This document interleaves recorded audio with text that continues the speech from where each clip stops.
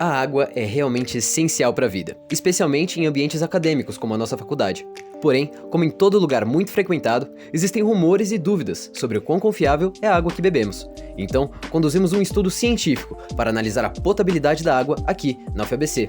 Verificamos o pH e investigamos a presença de possíveis contaminantes, como bactérias e cloro residual.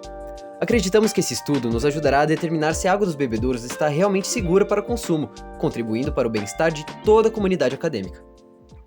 Experimento 1. A medição de pH. Para medirmos o pH, foi utilizado o pHmetro. Essa medida é essencial, já que a acidez ou alcalinidade em excesso na água podem trazer problemas de saúde. O aparelho calcula o pH a partir da condutividade elétrica da água, que é um dos métodos mais precisos para se conseguir essa medida. Antes de realizarmos o teste, nosso grupo recolheu amostras de água nos bebedouros de diversos andares, tanto no bloco A quanto no bloco B. Para calibrar as medidas do aparelho, usamos soluções tampão de pH 4 e pH 10. Por fim, colocamos os eletrodos do pHmetro nas amostras, fazendo também o teste com o controle de água destilada. Ao notar os resultados, tivemos duas conclusões. Primeiro, que o pH medido para todas as amostras estava entre 7 e 7,8.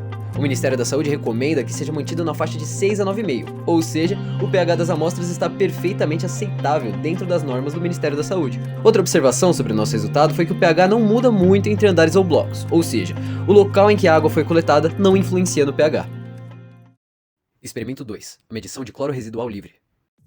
O cloro residual livre é um desinfetante utilizado para garantir que a água esteja livre de bactérias e outros micro-organismos nocivos. O Ministério da Saúde define que a água deve conter entre 0,2 e 5 mg de cloro livre por litro, e esperávamos que a água dos bebedouros da UFABC tivesse concentração dentro dessa faixa.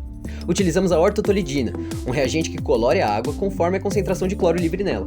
Mas como essa cor nos ajuda a saber a concentração de cloro? Bom, para isso, usamos o espectrofotômetro, um aparelho que mede a absorção de determinado comprimento de onda por alguma solução. Essa absorção é relacionada com a concentração de cloro usando a fórmula da curva de calibração, que para o caso do cloro é essa daqui, onde x é a absorção medida pelo aparelho e y a concentração de cloro residual livre na amostra, em miligramas por litro. Então, coletamos amostras de água dos bebedouros da UFABC, as adicionamos em cubetas e adicionamos 4 gotas de ortotolidina cada. Calibramos o espectrofotômetro para 437 nanômetros e medimos a sua absorção.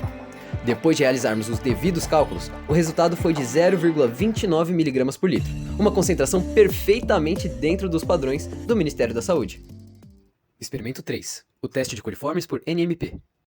O teste de coliformes totais foi conduzido para verificar a presença de micro-organismos na água. Antes de recolhermos as amostras, preparamos os tubos de ensaio. Separamos 12 tubos que foram injetados com 10 ml de caldo lauril sulfato triptose, uma solução própria para a cultivação de bactérias. 3 deles receberam caldo em concentração dupla, enquanto os outros 9 receberam caldo em concentração simples. Adicionamos também um tubo de Durham invertido em cada tubo, a fim de verificar a formação de bolhas, o que indicaria fermentação. Depois da autoclave, para tirar possíveis micro-organismos dos tubos, a amostra foi dividida entre os 12 tubos. A distribuição dos tubos está descrita no diagrama da tela.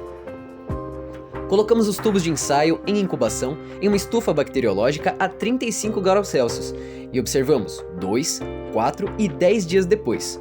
Um tubo seria considerado positivo se após esses períodos ele apresentasse tanto partículas em suspensão quanto a formação de gases no tubo de Durham. Porém, até mesmo depois dos 10 dias, nenhum tubo apresentou os dois requisitos. O método do número mais provável calcula a quantidade de coliformes na água a partir da relação dos tubos negativos e positivos. Como nenhum dos tubos pôde ser considerado positivo, temos que o número de coliformes totais na água analisada é desprezível, ou seja, a água é muito bem desinfectada. Conclusão. Em suma, todos os experimentos indicaram que a água dos nossos bebedouros atende aos padrões sanitários e está perfeitamente aceitável para consumo. Todos os nossos resultados indicam que existe uma grande atenção à qualidade da água fornecida nos bebedouros, com relação à desinfecção e alcalinidade. Para testar outros atributos, como a presença de metais pesados ou outros contaminantes, seriam necessários outros testes. Portanto, deixaremos na descrição um link para o Manual de Análise de Água, disponibilizado pela FUNASA, que contém todos os experimentos neste projeto e muitos mais. Incentivamos que outros grupos repitam nossos experimentos e realizem novos. Assim, podemos ter uma maior certeza dos resultados e afirmar com segurança se a água dos bebedouros na UFABC é realmente potável. Através da ciência e da dedicação, podemos garantir que a água que consumimos na faculdade seja sempre uma aliada para a nossa vitalidade e bem-estar.